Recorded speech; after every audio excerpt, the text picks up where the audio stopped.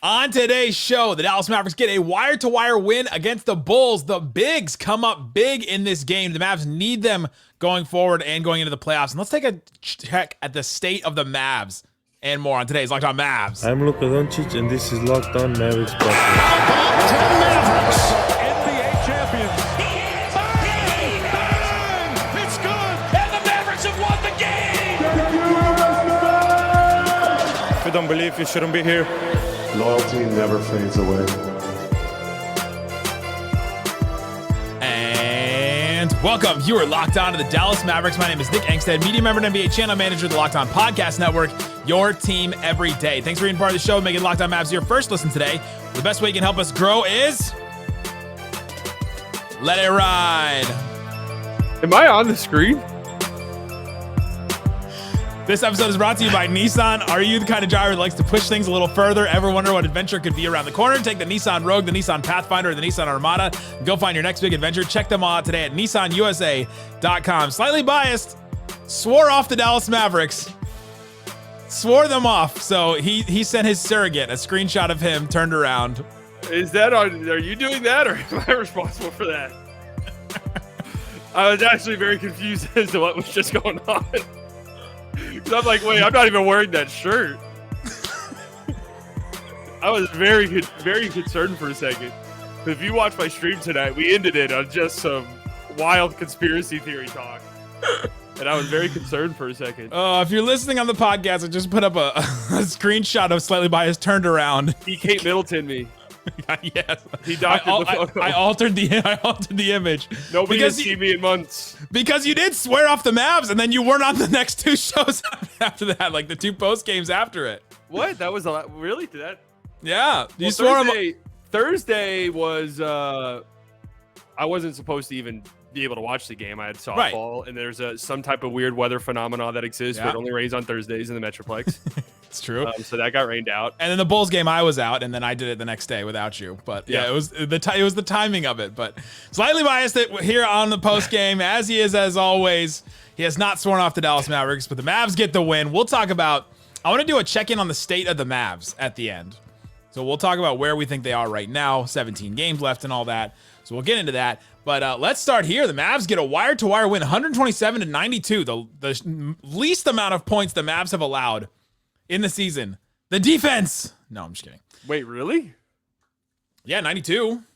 Oh, wow. Okay. Yeah. I think on the broadcast I said it was 97 was the lowest the Mavs have allowed this season. Nice. So 92 is right there. But the Mavs get just a wire-to-wire win. And honestly, it always starts with Luka, but the bigs played such a big role in this game. Gafford continues his streak he extended his streak to 28 consecutive field goals made, which is a record going back to 1997. If you listen to the broadcast, you heard that. You heard Mark Falwell say the entire mouthful of that stat probably 8 times throughout the broadcast, which I just kept finding funnier and funnier as he goes. And Dereck Lively hits another shot where he now has the most consecutive field goals made going back to the play-by-play era that started in the 1997 season. You're like, oh, if you have to take a breath in the middle of the stat, I think that we may have gone too far. Just call it what it is. The stats that matter. We're done with the 80s. Just consecutive field goal streak. We don't have to qualify. They don't have to qualify it that many times. You know, it's like. Well, I get what he's saying though, because it's like, this wasn't tracked until the 1996. And yeah, like Wilt definitely did this more. They were saying Wilt had like something in the 30s. I don't believe it. I'm just being honest. I don't believe a single Wilt. I do. I don't believe any of them. That man could just jump over people and dunk. Can I see full footage? If not, I don't believe it. We have footage of Babe Ruth. How do we not have footage of Wilt Chamberlain's 100-point game? It is one of the biggest mysteries. But the bigs, though, how did the bigs change this game for you? I mean, they just dominated tonight, and it was the Bulls playing really high on screens or doubling Luka, and like they I don't know what it is. They looked.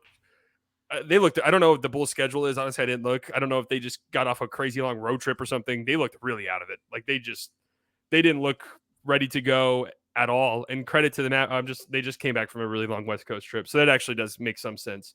They just didn't look ready to go, and the Mavs. Falwell said this on the broadcast, and it was true. Like you can say that and it'd be true, and then also say, well, the Mavs came out and took care of business and dominated and did what they had to do.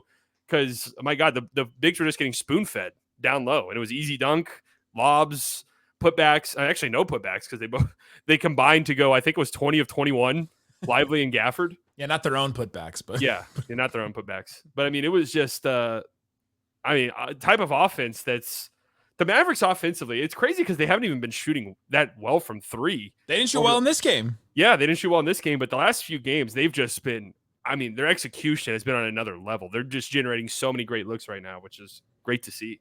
It's good to see that side's coming together, and their bigs. It's one of these wins where the bigs generate the win because you can just play a different way. You can just play send somebody down the lane. If Luka's gonna have 2 on him, send somebody in the middle like they do with Lively. Send somebody, and you can roll at the right timing. You can take advantage of so many smaller defenders. Gafford is amazing at playing teams like the Pistons and the Bulls that are small and don't shoot well. Yeah. It's like the combination of both those two things. If you don't have good spacing and you're small overall, I mean, Vooch isn't small, but overall they're small, then all of a sudden you get Vooch on a switch and Gafford's against like a smaller defender, Ayo Dosunmu or Alex Caruso even, or whoever else underneath. He just gets the ball and finishes over top. He's very good at playing teams like that. And the Mavericks haven't really had somebody like that in a while. So this is one of those where you go, man, the Mavs finally getting centers changed a way that they can get a win like this, where how many times have we heard, you know what, it was just not the Mavericks night. They just didn't have it. They just couldn't figure it out. They just got beat down low. They allowed 60 points in the paint like the Mavs scored tonight. Like how many times have the Mavs been on the other end of one of these wins and now on this end of one? Yeah, pretty much every game last season. In the second half, this is in the middle of the game. Isaac, former friend and former co-host of the show, former friend. You guys have a falling out? Yeah, we hate each other now.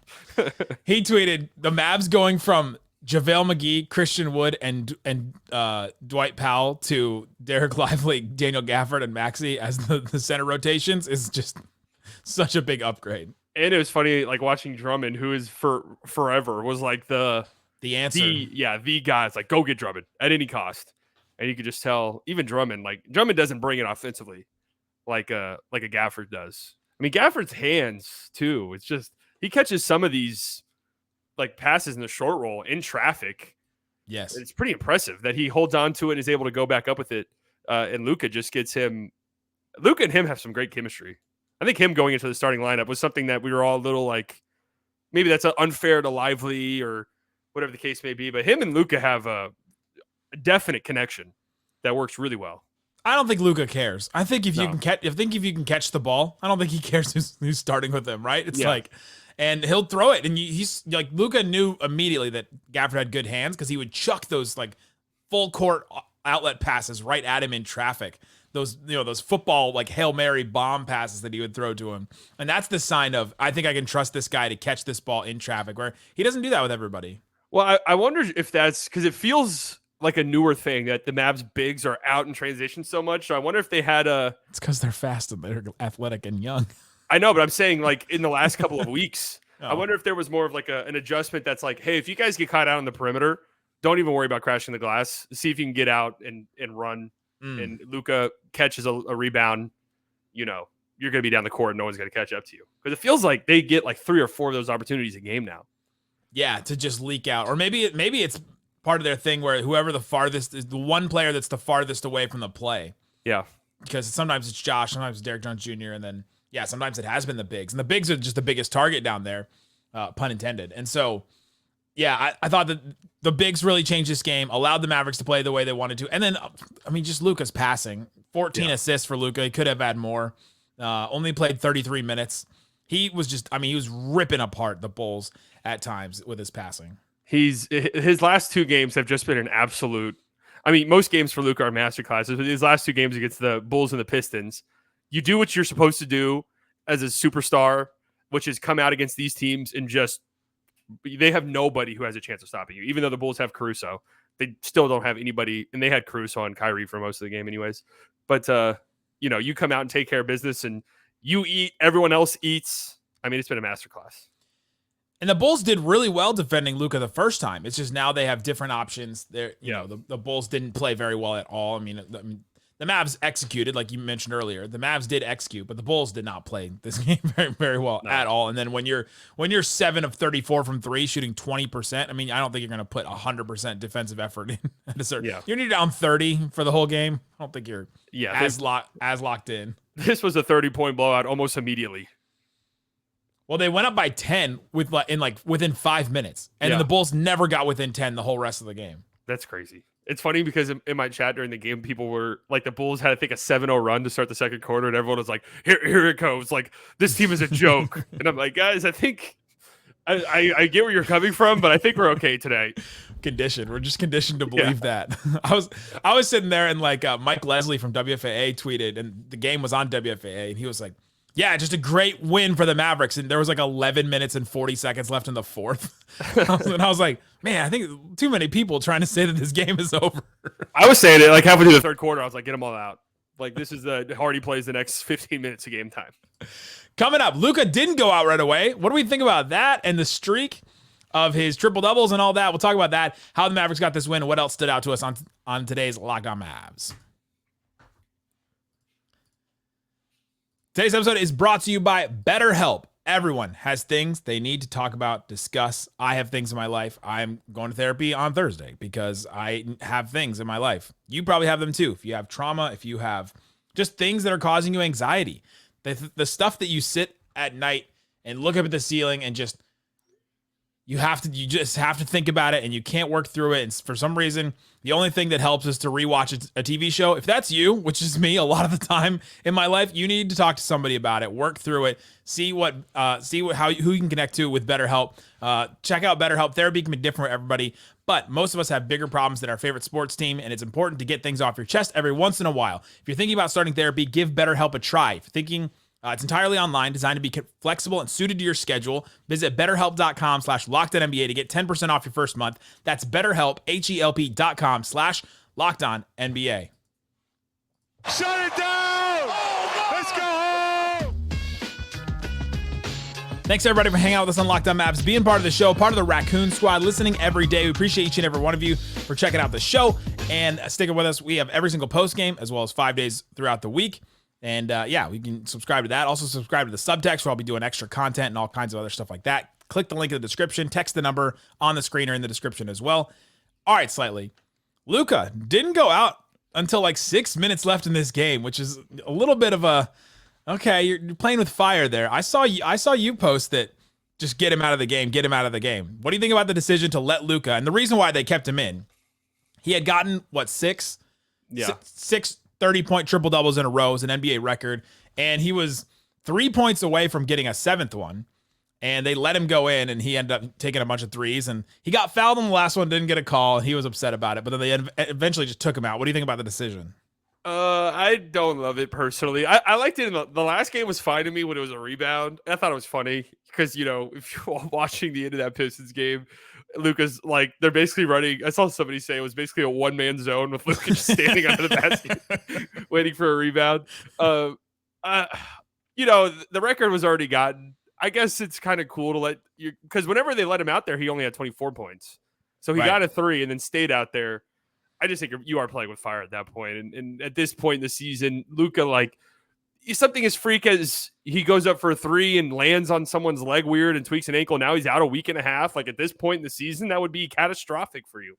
So I don't love it. And I got to stand on business because in the summer I said I didn't like some of Luka's minutes in the World Cup whenever Slovenia was already eliminated. And I got destroyed for saying that. I said, hey, guys, I'll say the same thing during the Mavericks season. So here we go. Okay, I'm gonna go the opposite way. All right, that's trusting your player right there. Go get those other threes. We'll trust you to stay out of injury. And he didn't put a lot of effort. He wasn't flying into traffic. He wasn't like running around and all that. Trust your player and throw him out there. And I think that shows trust in a player. I think it shows that that they're there. Jason Kidd is a player's coach, and so he's gonna put them out there in a position to be successful. It's fine. I didn't see anything that bad with it.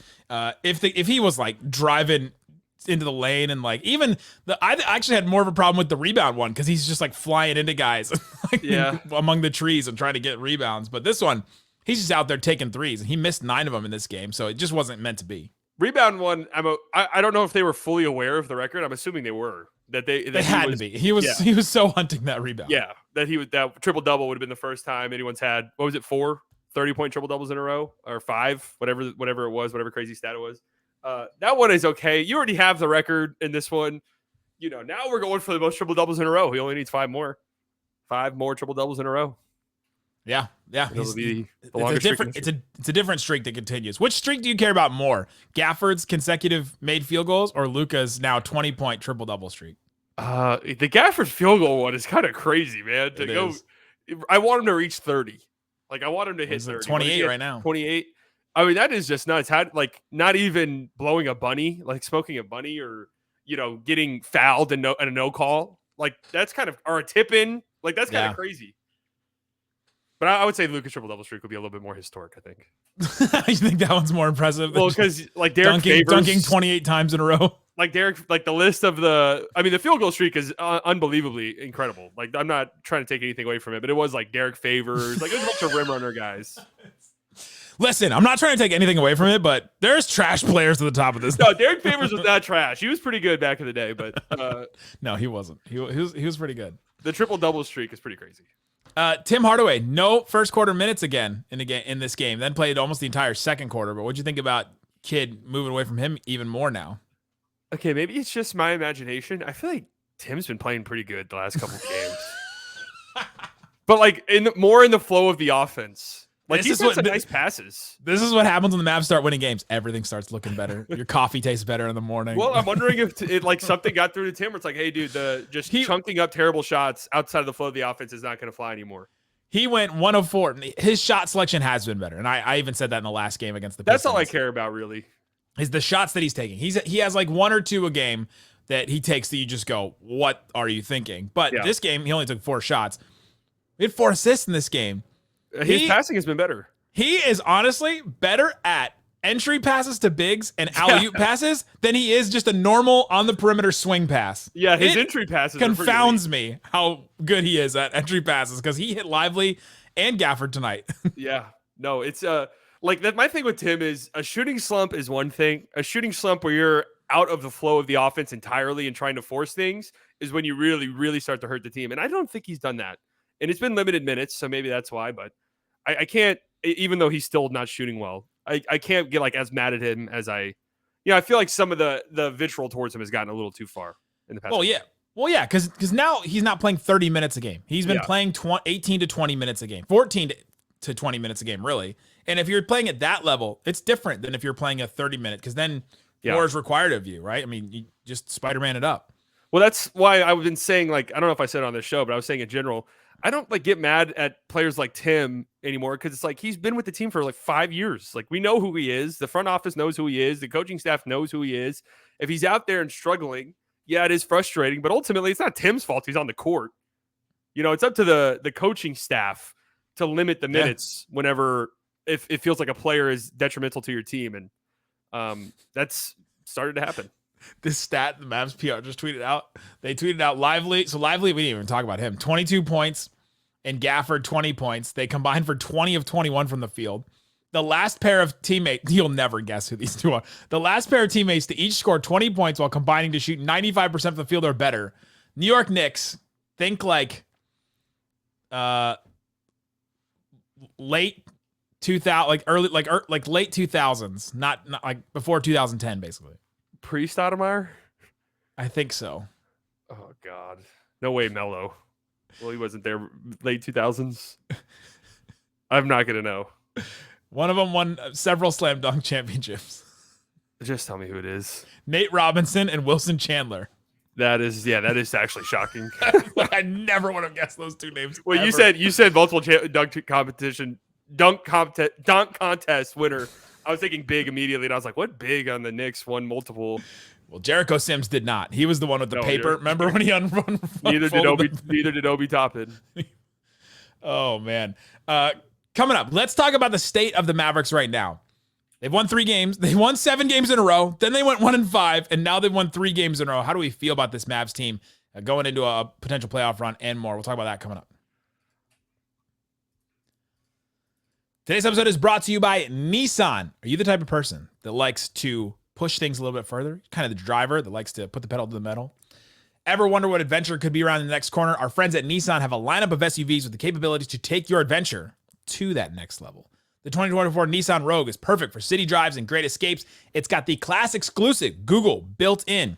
It's always updating. It's your assistant to call on for almost anything. Gone are the days of connecting your phone. Google Assistant, Google Maps, and Google Play Store are built right into the 12.3-inch HD touchscreen infotainment system. Say that 10 times fast. The 2024 Rogue is the perfect midsize crossover for your next adventure. Compare that to the 2024 Nissan Armada. It will change to what you expect from a full-size SUV. Picture a rugged 4x4 that can seat up to 8 in luxury and style. Tow bigger and explore further in the 2024 Armada. So take the Nissan Rogue, that Armada, or the Nissan Pathfinder and go find your next big adventure. Shop NissanUSA.com. Again, shop NissanUSA.com.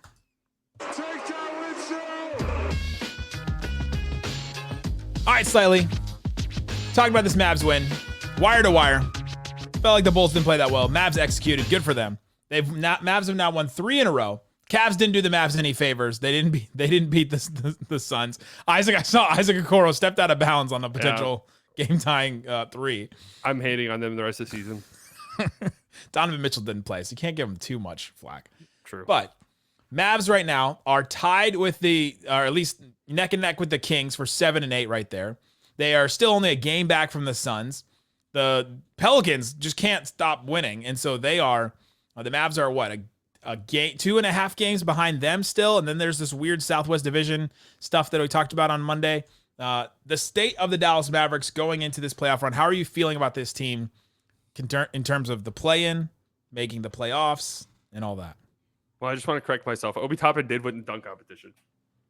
With the Knicks? Yeah. I forgot that he did that. Jacob Toppin was who I was thinking of. Yes, yeah. This year. Who got robbed and should have made it the next round. But anyways. The Dennis Smith Jr. of this season. Yeah, he did get robbed too. That was a shot. I don't remember who was in it that year. It doesn't matter. Another one.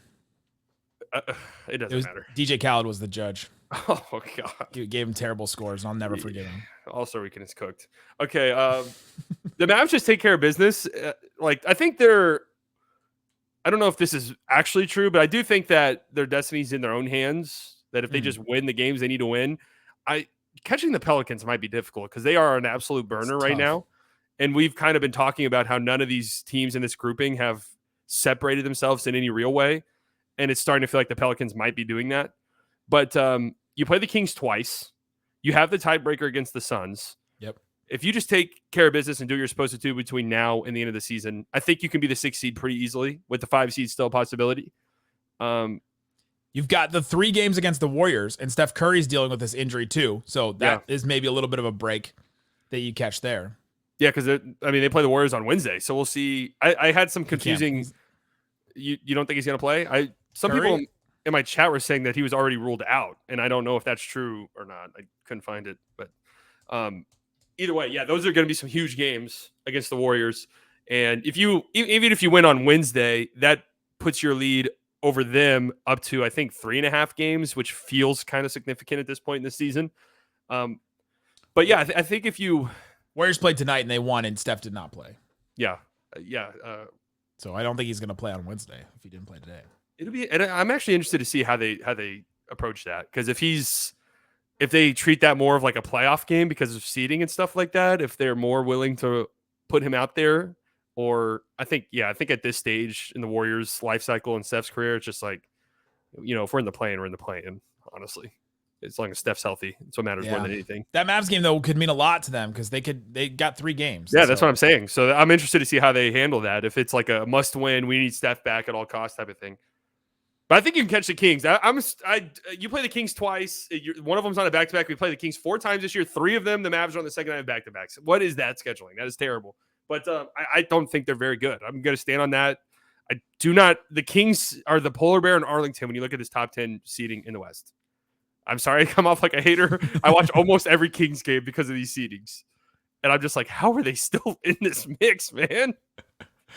They're catchable for sure, but it is going to be tough to try and figure that out. But they're basically tied right now. Like you said, they got the 2 more games against them. And with the state of the Mavericks right now, I'm still concerned about their defense falling out at any given moment. They've succeeded against some of these teams where they don't have the super dynamic one player that can attack and that can take advantage of and make all the passes, like what we saw Halliburton do to the Mavericks. That he just ripped them apart so much that you go, man, like this is brutal. But they are getting some nice wins under their belt, and they're kind of riding this ship at least.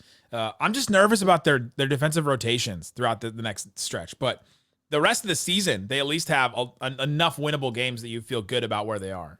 Yeah, I mean, even tonight, their best defensive performance of the season, there were some pretty good looks for the Bulls that just didn't drop. And that's some shooting luck thing, because even during your defensive stretch where you're terrible, there was some shooting stats that are like, okay, this is like, sure, your defense was awful, but there's some insane bad shooting luck happening currently. Because I think I was looking at some stats there. Their opponents were shooting like 58% on long twos, which is just like a stupid number in today's NBA. So there was some bad shooting luck over that stretch. But yeah, their defense is always a concern. I mean, until I see their defense be good for like 5 straight months, one bad defensive game is going to be like, oh yeah, here they go. 5 months. Yeah, that's it. What was that? Like, what was okay, 2022. But before that, what was the last time this team had a good defense? But even then, they feel like their defense didn't really kick in until the second half of the season. Yeah, it was. That was it.